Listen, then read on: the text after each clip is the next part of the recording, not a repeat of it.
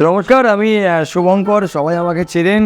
এর আগেও কিন্তু এসছি এই মায়ের কাছে, মানে মায়ের আদিশক্তি পীঠে। তো আমি এসে এখানে মায়ের সামনে পেয়ে গেছি একজন দর্শনার্থীকে, যিনি অলরেডি মায়ের পুজো দিচ্ছেন। তো যাবো ওনার সাথে, একটু কথা বলবো। কোথা থেকে আসা হয়েছে? আমি থাকি কালনায়। আচ্ছা, আপনার নাম? আমার নাম সৈকত ভট্টাচার্য। সৈকত ভট্টাচার্য। আচ্ছা সৈকতবাবু, মায়ের কাছে আজকে আসার উদ্দেশ্য?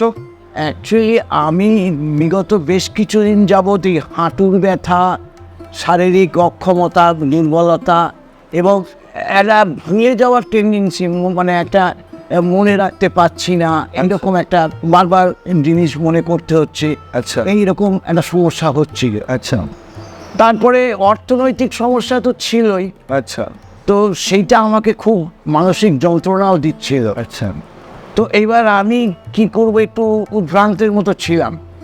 তো আমারই এক বন্ধু, সে হঠাৎ আমাকে এই ঠিকানা দেয় এবং বলে যে তুই যা, তুই নিশ্চয়ই উপকৃত হবি।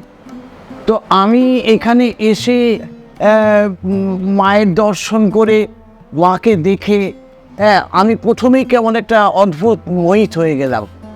তারপরে এখানে আমাকে একটা কবচ দেওয়া হলো, ঠিক আছে। সেই কবচটা আমি ধারণ করলাম। করার পর সত্যি কথা বলতে কি, ওনারা আমাকে দিলেন, আমি যেন মন্ত্রমুগ্ধের মতো কবচটা পড়লাম, চলে গেলাম। তারপরে 3-15 পর থেকেই দেখলাম যে আমার ওই ব্যথা, ভুলে যাওয়া সব যেন কেমন একটু কমতে শুরু করেছে। বাহ, তো অদ্ভুত এক মানে অনুভূতি আমার ভিতর হতে শুরু করলো। বাহ। তো আমি একটু অবাকই হয়েছিলাম যে এভাবেও সম্ভব। এই মায়ের কৃপা ছাড়া কোনোভাবেই সম্ভব নয়। তাই মানে আমার ওই জন্য মানে আপনি বলতে চাইছেন যে মায়ের শক্তি অটুট, তাই তো? আর সবচেয়ে বড় জিনিস হচ্ছে, আপনি যদি মায়ের ওপর ভরসা রাখেন, মনের দিক থেকে মাকে বারবার চান, তাহলে নিশ্চয়ই কাজ হবে। আরও অবাক করেছে আমাকে যখন আমি, এই দেখুন আমার কবচ এখনো গলায় ধারণ করা আছে। আচ্ছা আমি আবারও এসছি আজকে। তো অবাক হয়ে গেলাম যে এখানে যখন আমি জিজ্ঞাসা করলাম যে আমাকে এই কবচের জন্য কি মূল্য দিতে হবে, আচ্ছা, আমাকে অবাক করলেন ওনারা। বললেন এর জন্য কোনো মূল্য দিতে হবে না, মানে সম্পূর্ণ বিনামূল্যে পেয়েছেন কবচটি? সম্পূর্ণ বিনামূল্যে। মানে যত টাকা দিয়ে আমি ওষুধ খেয়েছি, মেমোরি লসের, বিভিন্ন ব্যথা বেদনার ওষুধ খেয়েছি, তার থেকে আমি এই কবচ পরে, মায়ের এই কবচ পরে আমি অনেক বেশি উপকৃত হয়েছি। মানে বুঝতেই পারছেন যে মায়ের কবচের কিন্তু ক্ষমতা অটুট এবং মায়ের কবচের কিন্তু ক্ষমতা প্রচুর। এই কবচ ধারণ করে সত্যি আমাদের প্রত্যেকেরটা মানুষেরই অসুস্থতা এবং শারীরিক রোগ লেগেই থাকে, যেটার জন্য আমাদের প্রচুর টাকা চলে যায়, প্রচুর রকম মেডিসিন, আমরা অ্যালোপ্যাথি, আমরা হোমিওপ্যাথি, আমরা কবিরাজি, নানা রকম ডাক্তার বুদ্ধি করে থাকি। কিন্তু আমি মনে করি যে আমাদের একটু আধ্যাত্মিক লেভেলটাও বিশ্বাস করা উচিত। মনের বিশ্বাসটাও কিন্তু অনেক বড় বিশ্বাস, মাকে বিশ্বাস করাটা অনেক বড় বিশ্বাস। আর সেই বিশ্বাসের টানেই চলে আসতে হবে মায়ের কাছে, মায়ের আদিশক্তি পীঠে, এবং ধারণ করতে হবে কবচটি। সেই কবচটি ধারণ করে দেখুন না আপনি কোনো ফল আপনি পেয়ে থাকেন কিনা। নমস্কার, আবারও দেখা হবে। নমস্কার।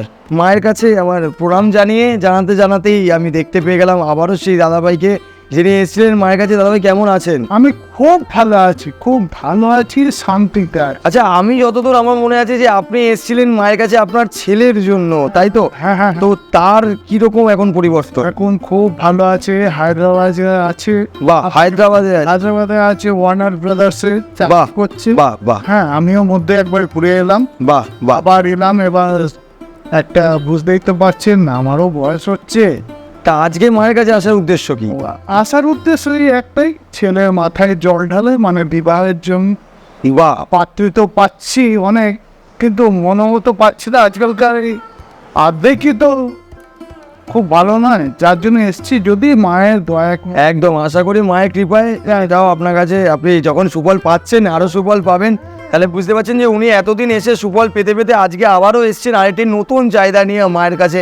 এরকমই আপনার মনস্কামনা নিয়ে, আপনার চাহিদা নিয়ে কিন্তু মায়ের দরবারে আসতে পারেন এবং এখান থেকে নিতে পারেন সেই নবগ্রহ কবচটি, যেটি ধারণ করে আপনিও সুফল পেতে পারেন।